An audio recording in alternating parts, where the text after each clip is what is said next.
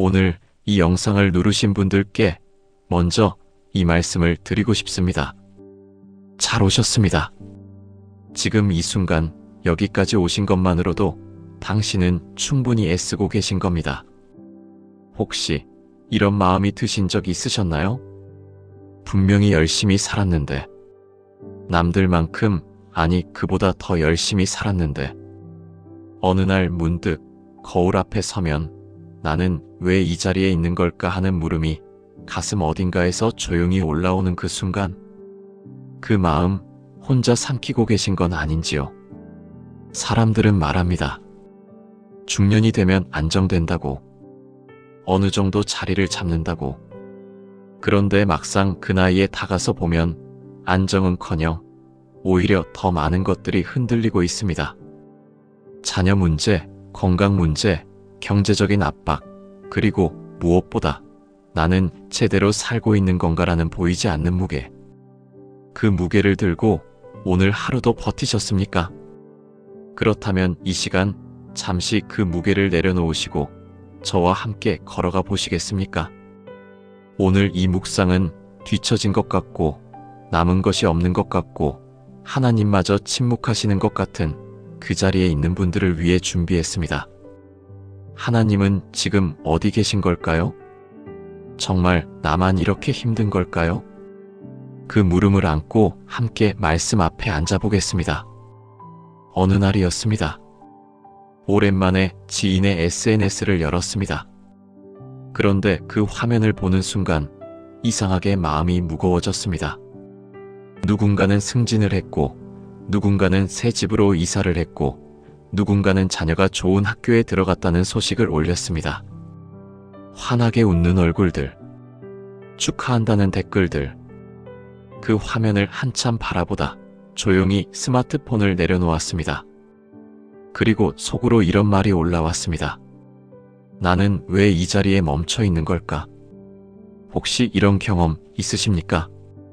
누군가의 소식을 들었을 뿐인데 축하해줘야 한다는 것을 알면서도 마음 한켠에서 이유 없는 허탈함이 밀려오는 그 순간, 그것이 나쁜 마음이 아닙니다. 그것은 오랫동안 열심히 달려온 사람이 어느 순간 자신의 자리를 돌아봤을 때 느끼는 아주 솔직한 마음입니다. 중년이라는 시간은 참 묘합니다. 젊을 때는 모든 것이 앞에 있었습니다. 언젠가는 더 나아질 것이라는 믿음, 노력하면 무엇이든 될 수 있다는 가능성, 그 가능성이 삶을 버티게 해주었습니다. 그런데 어느 날부터 그 언젠가가 조금씩 줄어들기 시작합니다. 앞으로 남은 시간보다 이미 지나온 시간이 더 많다는 것을 실감하는 나이. 그때부터 사람은 비교하기 시작합니다. 남들과 비교하는 것이 아니라 내가 꿈꾸던 나와 지금의 나를 비교하기 시작합니다. 그리고 그 간격이 너무 커 보일 때 상실감이 밀려옵니다. 그 상실감은 이렇게 말합니다. 너는 뒤처졌어. 남들은 다 나아가는데 너만 제자리야. 이 나이에 아직도 이러고 있어? 그 목소리는 밖에서 오는 것이 아닙니다. 아무도 그 말을 직접 하지 않았습니다. 그런데 이상하게 그 말이 가장 가까운 곳에서 들립니다. 내 안에서 들립니다. 오늘 저는 그 목소리와 함께 말씀 앞에 앉아보고 싶습니다. 시편 기자는 이렇게 고백했습니다. 내 발이 미끄러진다고 할 때에 주의 인자하심이 나를 붙드셨나이다. 시편 94편 18절. 미끄러진다는 말 눈여겨보시겠습니까? 넘어진 것이 아닙니다. 무너진 것도 아닙니다. 다만 발이 미끄러지는 것 같은 그 순간, 그 순간을 시편 기자는 하나님 앞에 내놓았습니다. 그리고 그 순간 주의 인자하심이 붙드셨다고 고백합니다. 뒤처진 것 같은 마음, 그것은 어쩌면 우리가 솔직하게 하나님 앞에 내놓아야 할 가장 진실한 기도의 재료일지도 모릅니다. 하나님, 저는 지금 미끄러지는 것 같습니다. 남들은 앞으로 가는 것 같은데 저는 멈춰 있는 것 같습니다. 이 마음을 어떻게 해야 합니까? 그 기도 하나님은 듣고 계십니다. 잠시 생각해 보겠습니다. 우리가 뒤처졌다고 느낄 때 그 기준은 무엇입니까? 집의 크기입니까? 통장 잔고입니까? 자녀의 성적입니까? 직함과 명함입니까? 그 기준들이 나쁜 것은 아닙니다. 삶을 살아가는데 필요한 것들입니다. 그런데 그것이 우리 삶의 전부가 될 때 우리는 언제나 비교의 틀 안에 갇히게 됩니다. 누군가보다 조금 더 가지면 안심이 되고 누군가보다 조금 덜 가지면 불안해지는 삶. 그 삶은 결코 멈추지 않습니다. 왜냐하면 비교에는 끝이 없기 때문입니다. 예수님께서 이런 말씀을 하셨습니다. 공중의 새를 보라. 심지도 않고 거두지도 않고 창고에 모아들이지도 아니하되 너희 하늘 아버지께서 기르시나니 너희는 이것들보다 귀하지 아니하냐? 마태복음 6장 26절. 새는 비교하지 않습니다. 옆에 있는 새보다 얼마나 더 잘 날고 있는지, 얼마나 더 좋은 둥지를 틀었는지 재지 않습니다. 그저 오늘 하늘을 납니다. 그리고 하나님은 그 새를 기르십니다. 우리가 뒤처진 것 같다고 느낄 때 하나님은 우리를 보시며 이렇게 말씀하시는 것 같습니다. 내가 기준으로 삼은 그 자리, 나는 그 자리를 내 목적으로 두지 않았다. 하나님의 시선은 다릅니다. 하나님은 우리가 얼마를 가졌는지 보시는 것이 아니라 우리가 어떤 사람이 되어가고 있는지를 보십니다. 욥기를 기억하십니까? 욥은 당대의 가장 성실하고 하나님을 경외한 사람이었습니다. 그런데 하루아침에 재산을 잃었습니다. 자녀들을 잃었습니다. 건강마저 잃었습니다. 주변 사람들은 욥을 보며 말했습니다. 분명히 죄가 있을 것이다. 그러니 이런 고난을 받는 것 아니겠느냐? 그 시선 속에서 욥은 얼마나 외로웠겠습니까? 얼마나 억울했겠습니까? 그런데 욥은 포기하지 않았습니다. 하나님께 따졌습니다. 울부짖었습니다. 하나님, 왜 이렇게 하십니까? 그 솔직함, 그날 선 질문, 하나님은 그것을 외면하지 않으셨습니다. 욥기 마지막에 하나님은 욥의 친구들이 아닌 욥에게 말씀하셨습니다. 너는 내게 바른 말을 하였다. 욥기 42장 8절. 하나님은 완벽한 고백이 아니라 진실한 고백을 원하십니다. 우리가 뒤처진 것 같다는 그 마음 감추지 않아도 됩니다. 하나님, 저는 지금 많이 힘듭니다. 남들에 비해 내가 너무 초라해 보입니다. 이 마음을 어떻게 해야 할지 모르겠습니다. 그 기도가 하나님 앞에서 가장 정직한 기도입니다. 한 가지 더 말씀드리겠습니다. 뒤처진 것 같다는 느낌은 대부분 남과 비교한 나에서 옵니다.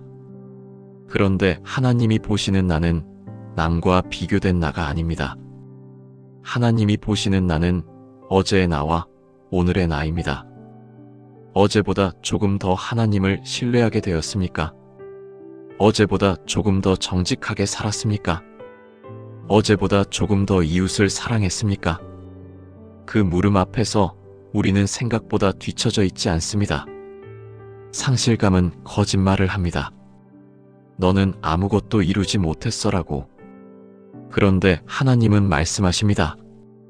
내가 너와 함께 걸어온 이 길 헛된 것이 하나도 없다고. 오늘 이 영상을 듣고 계신 분께 이 말씀을 선물로 드리고 싶습니다. 두려워하지 말라. 내가 너와 함께함이니라. 놀라지 말라. 나는 내 하나님이 됨이니라. 내가 너를 굳세게 하리라. 참으로 너를 도와주리라. 참으로 나의 의로운 오른손으로 너를 붙들리라. 이사야 41장 10절. 뒤처진 것이 아닙니다. 하나님의 손 안에서 걷고 있는 중입니다. 느리게 걷고 있는 것 같아도 그 걸음 하나하나가 하나님 앞에서 의미 없는 것은 없습니다. 오늘 이 자리에서 잠시 눈을 감아 보시겠습니까? 그리고 이 기도를 드려보시겠습니까? 하나님, 저는 지금 뒤처진 것 같습니다. 남들보다 느린 것 같고 남들보다 적게 가진 것 같습니다. 그런데 오늘 이 말씀 앞에 앉아 주님이 저와 함께 하신다는 것을 붙들고 싶습니다. 비교의 시선이 아니라 주님의 시선으로 저를 바라봐 주십시오. 그리고 제가 걷고 있는 이 길이 헛된 길이 아님을 믿게 해주십시오. 아멘. 이런 말을 들어보신 적 있으십니까? 나는 정말 열심히 살았는데. 이 말을 소리내어 말하는 사람은 많지 않습니다. 그런데 마음속으로 이 말을 삼키고 사는 사람은 생각보다 훨씬 많습니다. 아침 일찍 일어나 남들보다 먼저 하루를 시작했습니다. 가족을 위해 묵묵히 일했습니다. 불평하지 않으려 했고 포기하지 않으려 했고 그래도 된다는 말을 듣지 않아도 스스로를 다독이며 버텼습니다. 그런데 어느 날 문득 이런 생각이 듭니다. 그래서 내 손에 남은 게 뭐지? 그 물음이 올라오는 순간은 대개 아주 조용한 때입니다. 가족들이 잠든 밤 혼자 부엌에 앉아 물 한 잔 마시는 순간, 출퇴근길 창밖을 멍하니 바라보는 순간, 혹은 오랜 친구를 만나고 돌아오는 길 차 안에서 혼자가 되는 그 순간, 아무도 없는 그 고요함 속에서 허무함이 조용히 얼굴을 내밉니다. 허무함이라는 감정은 게으른 사람에게 오는 것이 아닙니다.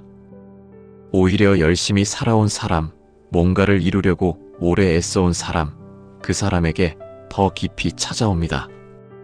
왜냐하면 애를 많이 쓸수록 기대했던 것과 현실의 간격이 더 크게 느껴지기 때문입니다. 전도서는 이렇게 시작합니다. 헛되고 헛되며 헛되고 헛되니 모든 것이 헛되도다. 전도서 1장 2절. 이 말씀을 처음 들으면 참 허무합니다. 성경이 이런 말로 시작한다고 하면 조금 놀라실 수도 있습니다. 그런데 이 말씀을 쓴 사람이 누구인지 아십니까? 솔로몬입니다. 지혜와 부와 권력을 모두 가졌던 사람. 원하는 것은 무엇이든 이룰 수 있었던 사람. 그 사람이 모든 것을 가지고 난 뒤에 이 말을 썼습니다. 헛되고 헛되다고. 이것은 허무주의가 아닙니다. 솔로몬이 하고 싶었던 말은 이것이 아닐까요? 사람의 힘으로 쌓은 것에는 끝이 있다. 집을 지어도 그 집은 언젠가 낡습니다. 명예를 얻어도 그 명예는 시간과 함께 흐려집니다. 자녀에게 모든 것을 쏟아도 자녀는 결국 자신의 길을 갑니다. 그것이 나쁜 것이 아닙니다. 그것이 삶의 자연스러운 흐름입니다. 다만 솔로몬은 말하고 싶었던 것입니다. 사람이 붙잡아야 할 것은 그 너머에 있다고. 열심히 살았는데 남은 게 없다는 느낌.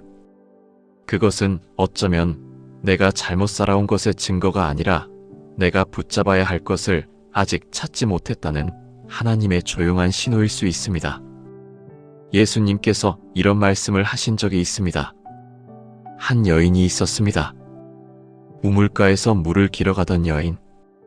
그 여인은 하루에도 몇 번씩 우물을 찾아왔습니다. 물을 길어도 목은 다시 말랐습니다.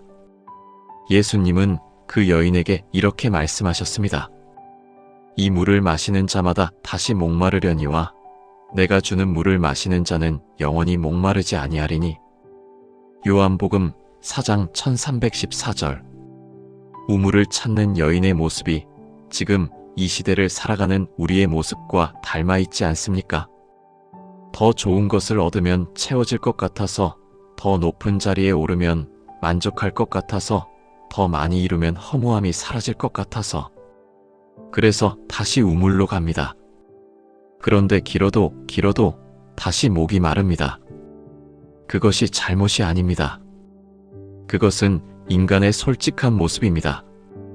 그런데 예수님은 그 모습을 외면하지 않으시고 그 자리로 찾아오셨습니다. 그리고 말씀하십니다. 내가 주는 것이 있다. 그것을 마시면 더 이상 목마르지 않을 것이다.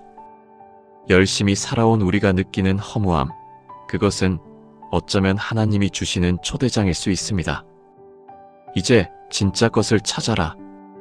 내가 주는 것을 받아라. 그런데 한 가지 솔직하게 여쭤보겠습니다.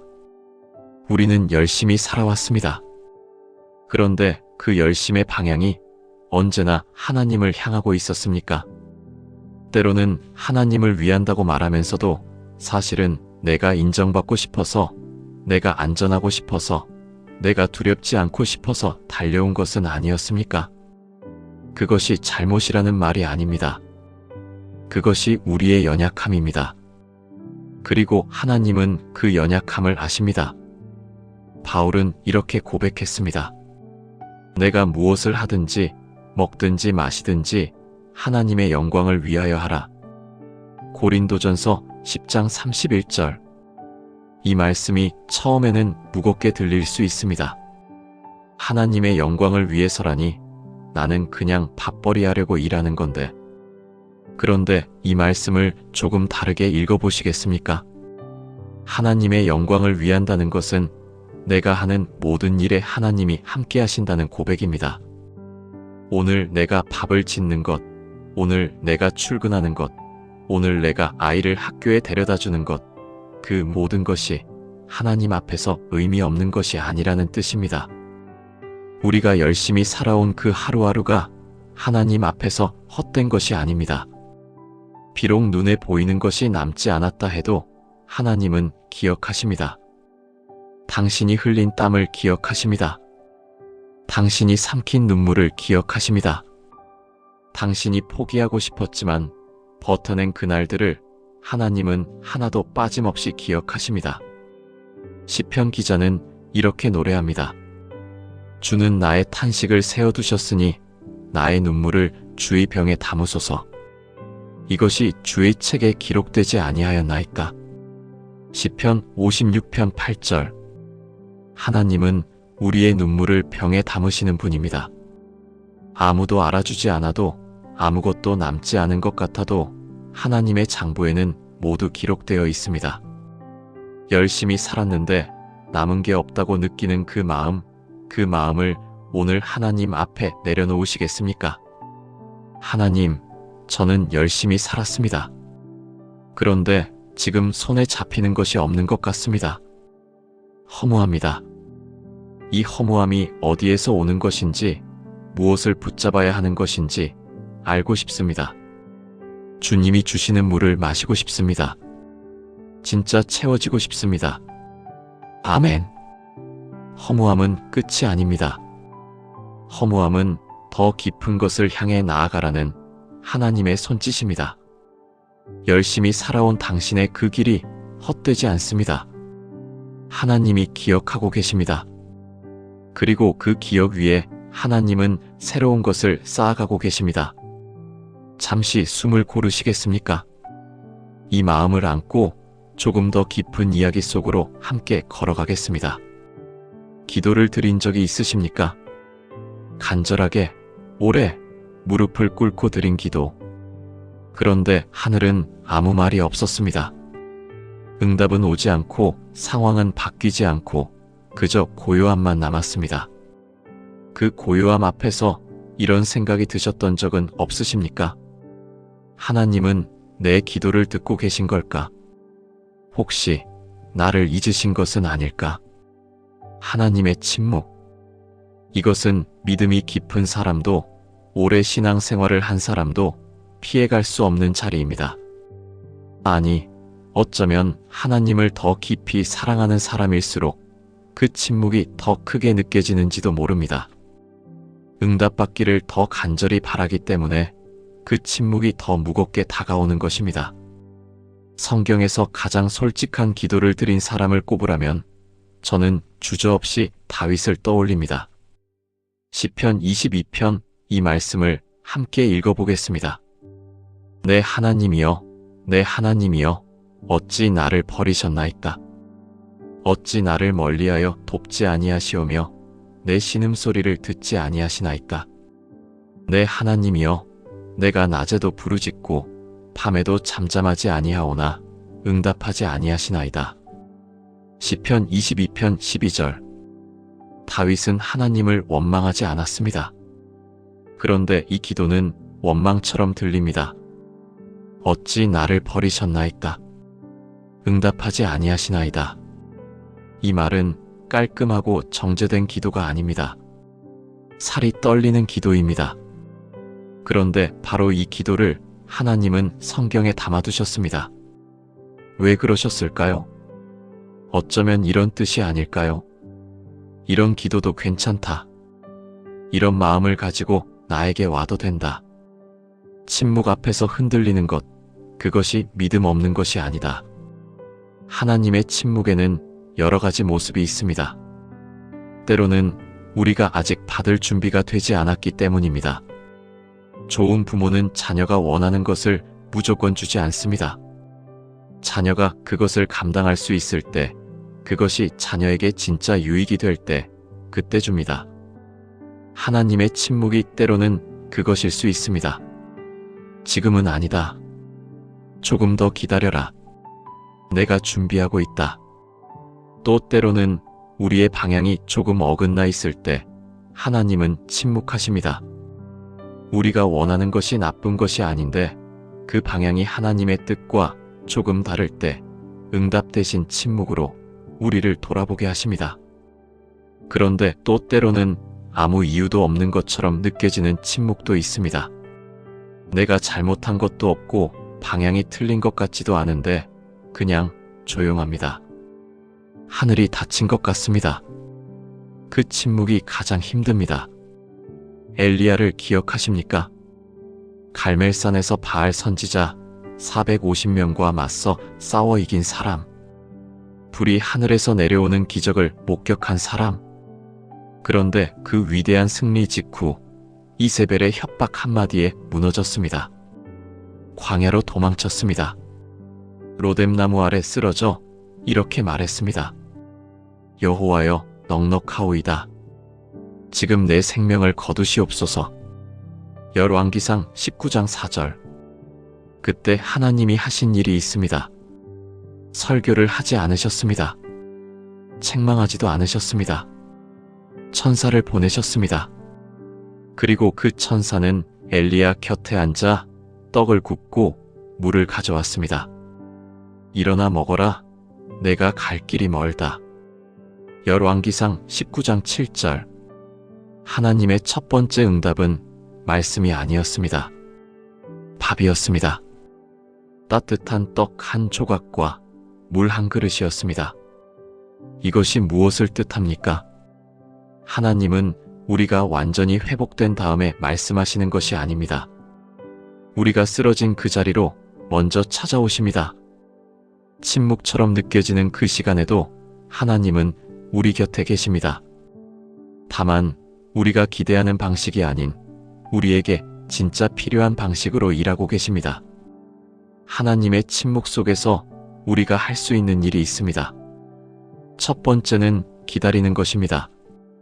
그런데 이 기다림은 아무것도 하지 않는 기다림이 아닙니다. 하나님을 향해 얼굴을 돌린 채로 기다리는 것입니다.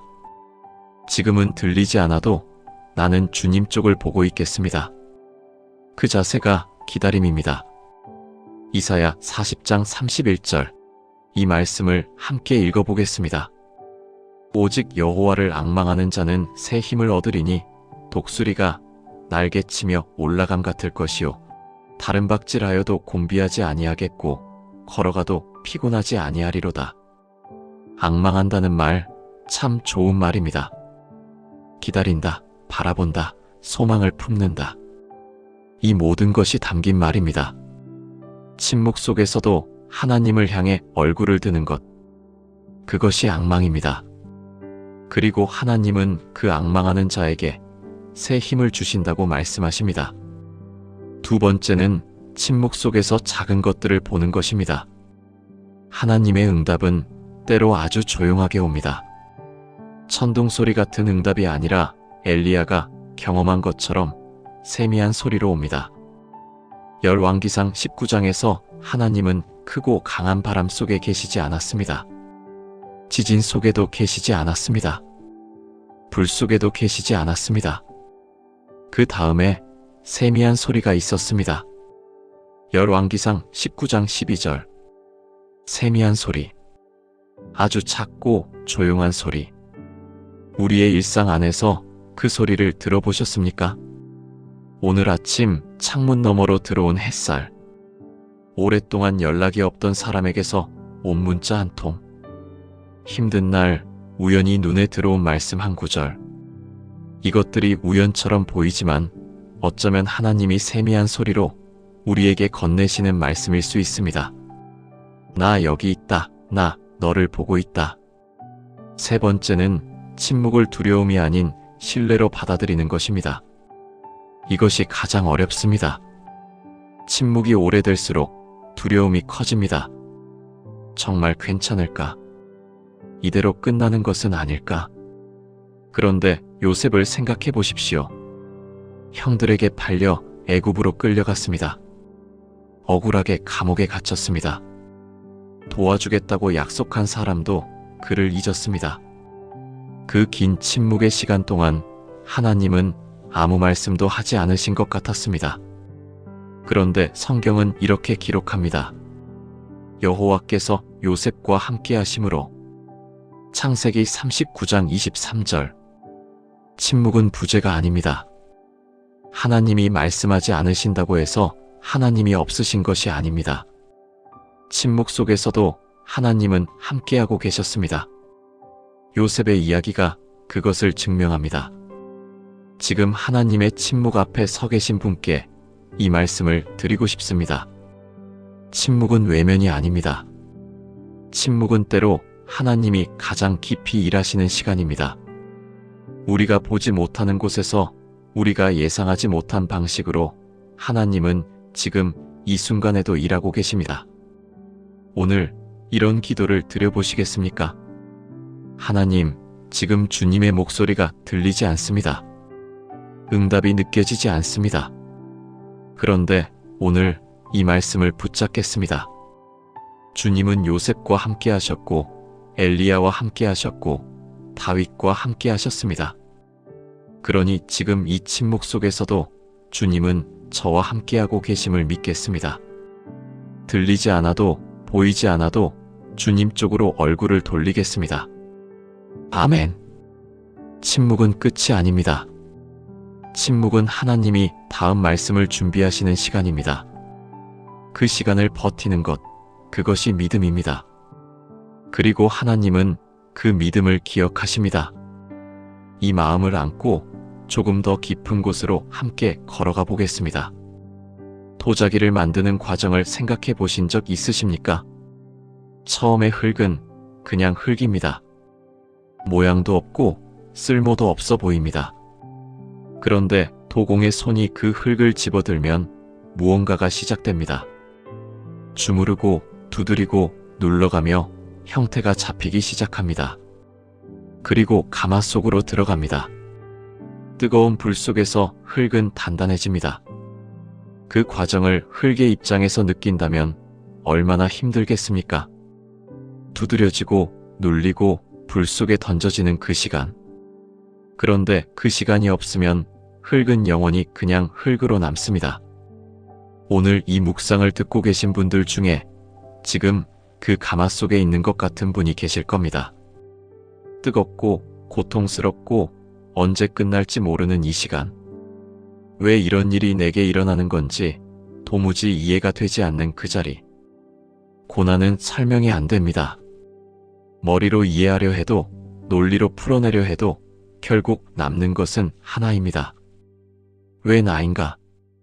그 질문, 나쁜 질문이 아닙니다. 그 질문을 들고 하나님 앞에 가도 됩니다. 아니, 그 질문을 들고 하나님 앞에 가야 합니다. 혼자 끌어안고 있으면 그 질문은 점점 무거워집니다.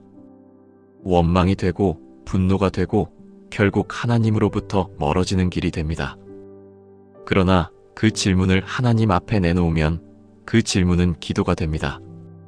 이사야 64장 8절, 이 말씀을 함께 읽어보겠습니다. 여호와여, 주는 우리 아버지시니이다. 우리는 지늘기요, 주는 토기장이시니 우리는 다 주의 손으로 지으신 것이니이다. 진흙이라는 표현. 처음에는 이 말이 작게 느껴질 수 있습니다. 진흙이라니 나를 너무 낮추는 것 아닌가 싶기도 합니다. 그런데 이 말씀을 다시 읽어보시겠습니까? 진흙은 토기장이의 손 안에 있습니다. 토기장이가 누구입니까? 하나님이십니다. 내가 진흙이라는 것은 내가 보잘것없다는 뜻이 아닙니다. 내가 하나님의 손 안에 있다는 뜻입니다. 그 손이 나를 주무르고 그 손이 나를 빚고 있다는 뜻입니다. 고난은 하나님이 나를 버린 증거가 아니라 하나님이 나를 만지고 계신다는 증거일 수 있습니다. 그런데 솔직하게 말씀드리겠습니다. 이 말이 고난 중에 있을 때 당장 위로가 되지 않을 수 있습니다. 빚어가신다니 그 말은 알겠는데 지금 이 고통은 어쩌란 말입니까? 그 마음 충분히 이해합니다. 고난 중에 있는 사람에게 이것은 하나님이 빚으시는 과정입니다라는 말이 때로는 공허하게 들릴 수 있다는 것을 압니다. 그래서 오늘은 이 이야기를 함께 나누고 싶습니다. 야고보서 1장 2절에서 4절 이 말씀을 읽어보겠습니다. 내 형제들아 너희가 여러 가지 시험을 당하거든 온전히 기쁘게 여기라. 이는 너희 믿음의 시련이 인내를 만들어내는 줄 너희가 알미라. 인내를 온전히 이루라. 이는 너희로 온전하고 구비하여 조금도 부족함이 없게 하려 함이라. 이 말씀에서 눈에 띄는 단어가 하나 있습니다. 온전히 기쁘게 여기라. 시험을 기쁘게 여기라니 이것이 가능한 말입니까? 이것은 고통을 부정하라는 말이 아닙니다. 고통을 못 느낀 척하라는 말이 아닙니다. 야고보가 말하는 기쁨은 상황이 좋아서 생기는 기쁨이 아닙니다.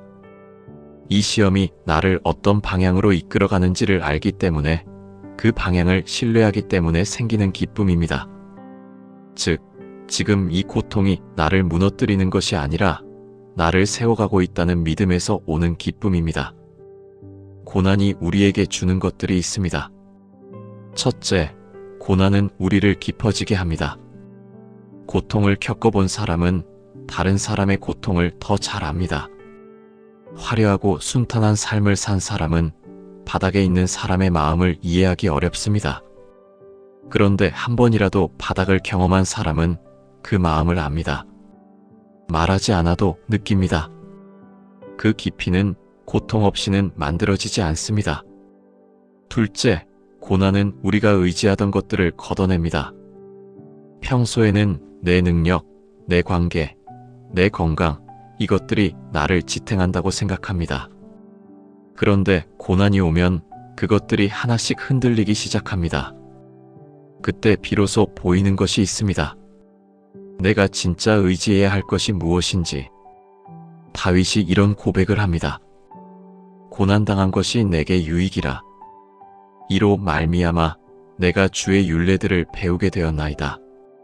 시편 119편 71절. 고난을 유익이라 말하는 다윗. 이것은 다윗이 고통을 느끼지 못해서 하는 말이 아닙니다. 고통을 충분히 겪고 난 뒤에 돌아보며 하는 말입니다. 그 고난이 없었다면 배우지 못했을 것들이 있다는 고백입니다. 셋째, 고난은 기도를 깊게 합니다. 평안할 때의 기도와 고난 중의 기도는 다릅니다. 평안할 때의 기도는 때로 형식적으로 흐릅니다. 하지만 고난 중의 기도는 살이 떨립니다. 진심이 나옵니다. 하나님 앞에 내가 가진 것을 모두 꺼내놓게 됩니다. 그리고 그 기도 속에서 하나님과 더 가까워지는 경험을 합니다. 물론 이 모든 말이 지금 당장 고난 중에 있는 분에게 쉽게 받아들여지지 않을 수 있습니다. 그러니까 고난이 좋다는 겁니까? 그런 말이 아닙니다. 고난은 여전히 아프고 고난은 여전히 힘듭니다. 하나님도 그것을 아십니다. 예수님을 생각해 보십시오. 겟세마네 동산에서 예수님은 이렇게 기도하셨습니다. 아버지여, 만일 할만하시거든 이 잔을 내게서 지나가게 하옵소서. 마태복음 26장 39절. 하나님의 아들도 고난 앞에서 피하고 싶다고 기도하셨습니다. 그 기도가 나약함이 아닙니다. 그것이 솔직함입니다. 그리고 그 기도 끝에 예수님은 이렇게 덧붙이셨습니다. 그러나 나의 원대로 마시옵고 아버지의 원대로 하옵소서. 이것이 고난 속에서 우리가 도달해야 할 자리입니다. 피하고 싶다는 마음을 솔직하게 드린 다음 그럼에도 불구하고 하나님의 손을 신뢰하는 자리. 그 자리가 고난이 우리를 깎아가며 만들어가는 자리입니다. 지금 고난 중에 계신 분께 이 말씀을 드리고 싶습니다. 당신이 겪고 있는 이 시간이 낭비되고 있는 것이 아닙니다. 하나님의 손 안에서 무언가가 만들어지고 있습니다. 지금은 그것이 보이지 않아도 토기장이는 그 흙이 어떤 그릇이 될지 알고 있습니다. 오늘 이런 기도를 드려보시겠습니까? 하나님, 지금 이 고난이 너무 힘듭니다. 솔직히 피하고 싶습니다. 그런데 주님, 이 시간이 헛되지 않음을 믿고 싶습니다. 주님의 손이 저를 빚고 계심을 믿고 싶습니다. 지금 이 자리에서 주님의 원대로 되기를 원합니다. 제 손을 잡아주십시오. 아멘. 가마 속의 시간은 끝이 있습니다. 그리고 그 시간이 지난 자리에 더 단단하고 더 아름다운 그릇이 남습니다. 당신은 지금 그 과정 중에 있습니다. 하나님은 지금도 당신을 빚고 계십니다. 이 마음을 안고 이제 마지막 이야기를 향해 함께 걸어가 보겠습니다. 소망이라는 단어를 들으면 어떤 그림이 떠오르십니까? 환하게 빛나는 것, 크고 눈부신 것, 어둠이 한순간에 걷히는 것. 그런 그림이 떠오르신다면 오늘 이 시간 그 그림을 조금 바꿔보시겠습니다. 소망은 때로 아주 작습니다. 눈부시지 않습니다. 천천히 조용히 옵니다. 이른 새벽, 아직 어둠이 다 걷히지 않은 하늘 끝에 아주 얇은 빛의 선 하나가 생기는 것처럼 그것이 소망의 모습에 더 가깝습니다. 오늘 이 묵상을 여기까지 함께 오신 분들께 먼저 이 말씀을 드리고 싶습니다. 여기까지 오셨다는 것, 그것 자체가 이미 소망입니다. 완전히 포기한 사람은 이 자리에 앉아 있지 않습니다. 지쳐도 흔들려도 말씀 앞에 앉아 있다는 것, 그것이 하나님을 향한 소망의 증거입니다. 그런데 우리는 가끔 소망을 너무 크게 잡으려 합니다. 상황이 완전히 바뀌어야 소망이 생긴다. 고난이 끝나야 다시 일어설 수 있다. 눈에 보이는 변화가 있어야 믿을 수 있다. 그런데 하나님이 주시는 소망은 그런 방식으로 오지 않을 때가 더 많습니다. 로마서 5장 3절에서 5절 이 말씀을 함께 읽어보겠습니다. 다만 이뿐 아니라 우리가 환난 중에도 즐거워하나니 이는 환난은 인내를, 인내는 연단을, 연단은 소망을 이루는 줄 알미로다. 소망이 우리를 부끄럽게 하지 아니함은 우리에게 주신 성령으로 말미암아 하나님의 사랑이 우리 마음에 부은 바 됨이니. 이 말씀의 흐름을 보십시오. 환난이 먼저 옵니다. 그리고 인내가 옵니다. 그 다음에 연단이 옵니다. 그리고 마지막에 소망이 옵니다. 소망은 시작점이 아닙니다. 소망은 환난을 통과한 끝에 맺히는 열매입니다. 지금 환난 중에 계신 분, 지금 인내하고 계신 분, 지금 연단의 자리에 계신 분, 그분들은 소망에서 멀리 있는 것이 아닙니다. 소망을 향해 가장 가까이 가고 있는 중입니다. 그 길이 보이지 않아도 그 길 위에 서 있는 것입니다. 다시 일어선다는 것, 어떤 것일까요? 완전히 회복된 상태, 아무것도 아프지 않은 상태, 모든 것이 해결된 상태. 그것만이 다시 일어선 것이 아닙니다. 무너진 자리에서 한 발짝을 내딛는 것. 그것이 다시 일어서는 것입니다. 눈물이 흐르면서도 오늘 하루를 살아내는 것. 그것이 다시 일어서는 것입니다. 기도가 잘 되지 않아도 그래도 하나님 앞에 앉는 것. 그것이 다시 일어서는 것입니다. 엘리야를 다시 떠올려 보겠습니다. 로뎀나무 아래 쓰러진 엘리야에게 하나님이 말씀하셨습니다.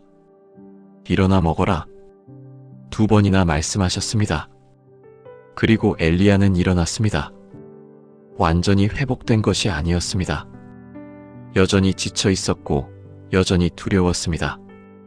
그런데 일어났습니다. 먹었습니다. 그리고 걸었습니다. 하나님이 엘리야에게 요청한 것은 강해지라는 것이 아니었습니다. 일어나서 먹으라는 것이었습니다. 그것으로 충분했습니다. 오늘 하나님이 우리에게 요청하시는 것도 어쩌면 그것입니다. 완벽하게 회복되라는 것이 아닙니다. 모든 것을 다 해결하라는 것이 아닙니다. 그냥 오늘 하루 일어나서 한 발짝. 그것으로 충분합니다. 룻기를 기억하십니까? 나오미는 모든 것을 잃었습니다. 남편도 2 아들도 고향을 떠나 타국에서 홀로 남겨졌습니다. 고향으로 돌아오던 길 나오미는 며느리들에게 말했습니다. 너희는 돌아가라. 나는 너무 늙었고 너무 비어있다. 그런데 룻은 떠나지 않았습니다. 어머니께서 가시는 곳에 나도 가겠습니다. 어머니의 백성이 내 백성이 되고 어머니의 하나님이 내 하나님이 되시리니. 룻기 1장 16절. 나오미는 소망이 없다고 했습니다. 그런데 하나님은 나오미 곁에 룻을 두셨습니다. 소망이 없다고 느낀 그 자리에 소망을 심어두셨습니다. 다만 나오미의 눈에 아직 보이지 않았을 뿐입니다. 지금 소망이 보이지 않는다고 느끼시는 분께 이 말씀을 드리고 싶습니다. 소망이 없는 것이 아닙니다. 아직 보이지 않는 것입니다. 하나님은 이미 당신의 자리 곁에 소망을 심어두셨습니다. 그것이 사람의 모습일 수도 있고 말씀 한 구절의 모습일 수도 있고 아직 이름 붙이지 못한 어떤 것의 모습일 수도 있습니다. 예레미야 29장 11절. 이 말씀은 참 많이 알려진 말씀입니다. 너희를 향한 나의 생각을 내가 아나니 재앙이 아니라 평안이요 너희에게 미래와 희망을 주는 것이니라. 이 말씀이 선포된 때가 언제인지 아십니까? 이스라엘 백성이 바벨론의 포로로 잡혀가 있던 때입니다. 고향을 잃고 자유를 잃고 언제 돌아갈 수 있을지 알 수 없는 그 자리. 그 자리에서 하나님은 이 말씀을 하셨습니다. 내가 너희에게 미래와 희망을 주겠다. 상황이 좋을 때 하신 말씀이 아닙니다. 가장 어두운 자리에서 하신 말씀입니다. 가장 아무것도 보이지 않는 곳에서 하나님은 미래와 희망을 말씀하십니다. 소망은 상황을 보는 것이 아닙니다. 상황 너머에 계신 하나님을 보는 것입니다.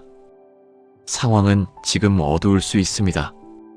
상황은 지금 막혀 있을 수 있습니다. 그런데 하나님은 그 상황 위에 계신 분입니다. 그분의 생각 속에 당신을 향한 미래가 담겨 있습니다. 다시 일어서기 위해 오늘 우리가 할 수 있는 것 하나를 말씀드리겠습니다.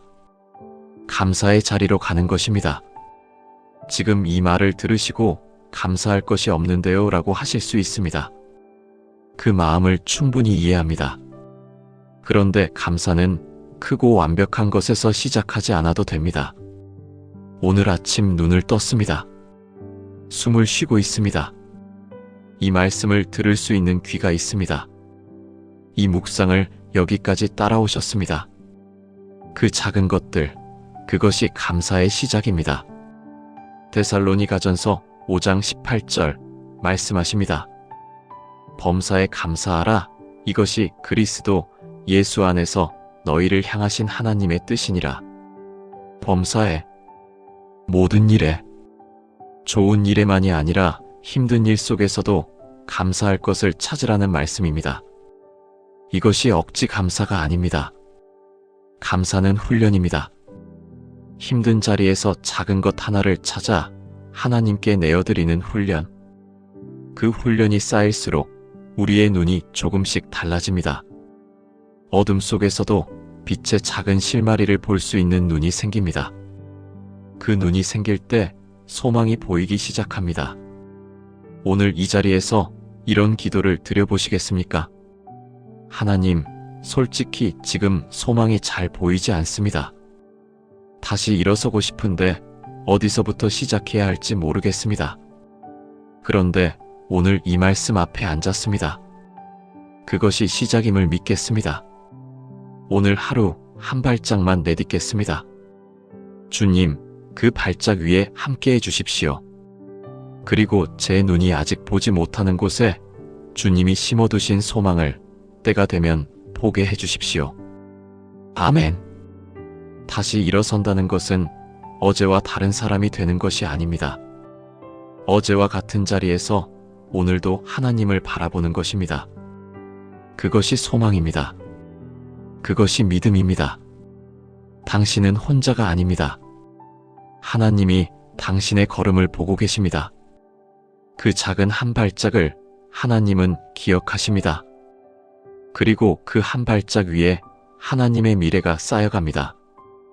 이 마음을 안고 이제 마지막 이야기로 함께 걸어가겠습니다. 여기까지 함께 오셨습니다.